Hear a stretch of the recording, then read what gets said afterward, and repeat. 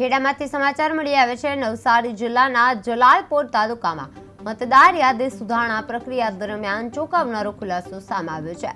વેસમા અને કાલાકાચા ગામોના form number 7 મારફતે અજાણ્યા નામે અરજીઓ દાખલ કરાઈ હોવાના મુદ્દો ઉઠ્યો છે। જેમના નામે અરજીઓ બતાવવામાં આવી છે તે લોકો સ્પષ્ટપણે અરજી ન કર્યાની વાત કહી છે।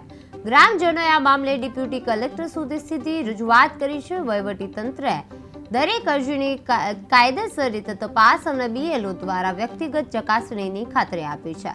મતદાર યાદી સાથે થયેલી આ ગડબડ લોકશાહીની વિશ્વસનીયતા પર મોટો સવાલ છે તે ઊભો કરે છે।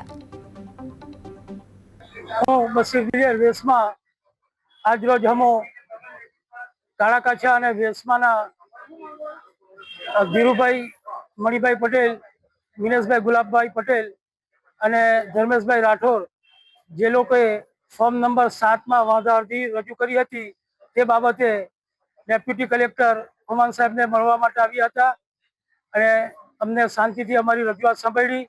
ધીરુભાઈ, વિનેશભાઈ અને કાળાકાછાના સરપંચ ધર્મેશભાઈએ લેખિતમાં સાહેબને આપ્યું છે કે અમે આ ફોર્મ નંબર 7 અંગેની કોઈ પણ વાંધા અરજી દાખલ કરી નથી અને આ અરજી દફતરે કરવા માટે એમણે વિનંતી કરી છે।